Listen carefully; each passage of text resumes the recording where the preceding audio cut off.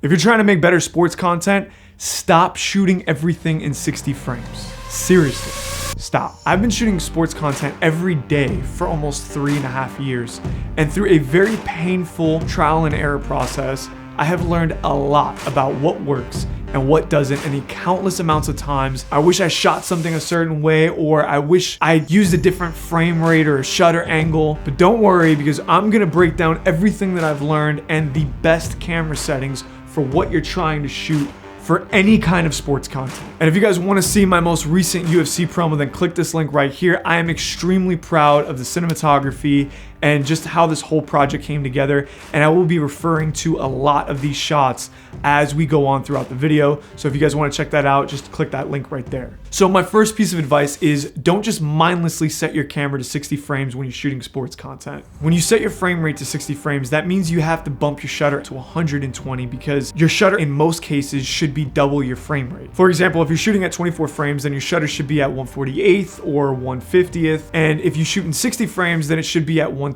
And this is referred to as the 180-degree shutter rule. Now, while shooting in 60 frames or even 120 frames allows you to utilize cool slow motion footage, don't get me wrong, it's awesome, and there is a time and place for it. But what happens when you're not trying to slow that footage down? Have you ever looked at 60 frame footage on a 24 frame timeline and noticed that it just feels a little choppy? It just feels like a little bit wonky. It doesn't look right. And I'm sorry, I don't care how much you try to convert a 60 frame clip to a 24 frame timeline, it just does not look right. When someone is talking and you want to capture their audio, or they're having a conversation and you're in 60 frames, to me, it's like downright unusable. So what I started doing was planning out my shoots, and everything that I wasn't sure about, I would shoot them both 60 and 24 frames, so I had the option of either A, slowing it down or leaving it at a normal frame rate. But I think videographers, especially when they're first starting out, is that they fail to really take the time to plan out their shoot. Or even in the middle of the shoot, they fail to think about, like, okay, when I'm shooting this, what is this shot going to be used for? Are you shooting just action B-roll and you know you're going to slow it down? Then great, shoot it in 60 frames. But if you're not sure, shoot it twice. Shoot it in 24, shoot it in 60. And for the love of God, if someone is talking and you know they're going to be talking in your edit in this moment, do not shoot it in 60 frames. My next piece of advice, if you're shooting high action sports content and you're going to be doing a lot of moving around, shoot at a higher aperture. And what this does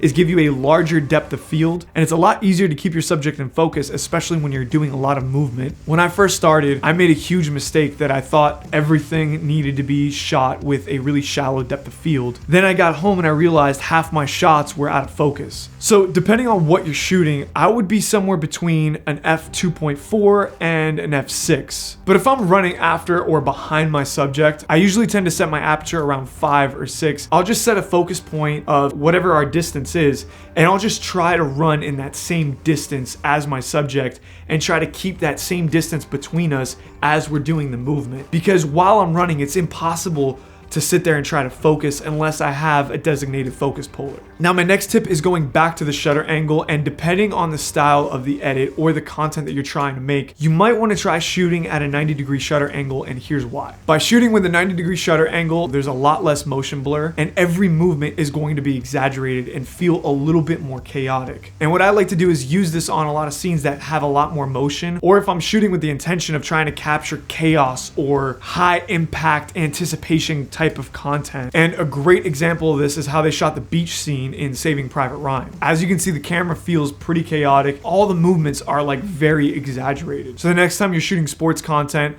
leave it at 24 frames, shoot at a 90-degree shutter angle, and kind of try that look out. See if you're going for that more exaggerated movement, chaotic kind of look and feel. Try it out, because it might be perfect for you. All right, so the last thing that I'm going to talk about, and this actually has nothing to do with the camera settings, but when you're about to go out and shoot sports content, try to think about the end goal in mind. Think about the vision that you have and try to plan your shots. Try to really take the time and do some pre-production and see the vision from start to finish before you go out and shoot, and that will determine a lot of your camera settings. Having a designated shot list with, specific shots in mind, with frame rates and shutter angles and all of that stuff is just gonna help you guys make better content. You gotta really think about every shot that you're doing, and just take a second before every shot and just check your camera settings and just adjust them as needed. So I really hope this serves you guys well. If anyone has any tips or tricks that I missed,